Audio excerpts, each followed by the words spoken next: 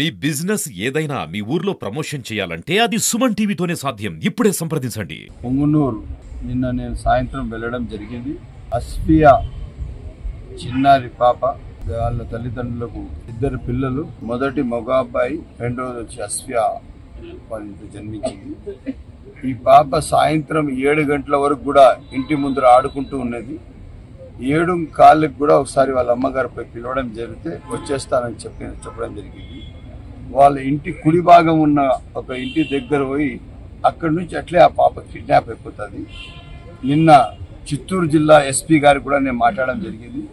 తక్షణం వాళ్ళు దానికి కావాల్సిన క్లూస్ అన్ని చాలా బాధ్యతగా తీసుకుంటున్నారు.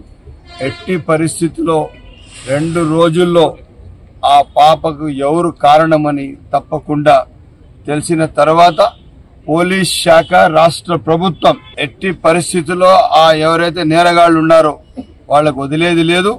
ఖచ్చితంగా వాళ్ల పైన తగు చర్యలు తీసుకొని వాళ్లకు ఉరిశిక్ష పడేంత వరకు రాష్ట్ర ప్రభుత్వం మేము కలిసి పనిచేస్తామని.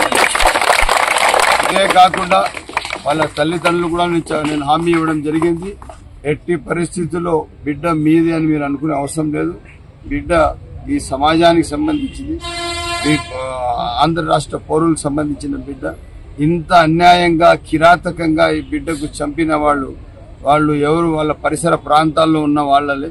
తప్పకుండా వాళ్లకు పోలీస్ శాఖ వాళ్ళకు గుర్తించి వాళ్లకు ఉరిశిక్ష వేసేంత వరకు వదిలేది లేదని చెప్పి ఈ సభాముఖంగా తెలియజేస్తూ, ఈరోజు పొంగునూరులో అస్ఫియా ఘటనకు మదనపల్లిలో సంబంధించిన చాలా మంది మైనారిటీలు అందరూ కలిసి ఒక పీస్ ర్యాలీ ఏమంటే ప్రభుత్వంలో ఒకసారి మేము అపీల్ చేస్తున్నాము, అటువంటి ఈ నేరగాళ్లకు ఎట్టి పరిస్థితుల్లో ఈ సమాజంలో ఉండడం అర్హత లేదు, వాళ్ళు ఎక్కడ తిరగకూడదని చెప్పి ఒక నినాదం ఇస్తూ వీళ్ళు బెంగళూరు బస్టాండ్, జామియా మసీద్ నుంచి సబ్ కలెక్టర్ ఆఫీస్ వరకు రిప్రజెంటేషన్ తో సహా ముస్లిం మైనారిటీ యూత్లు, వివిధ కులాల యూత్ అందరూ కలిసి వచ్చారు.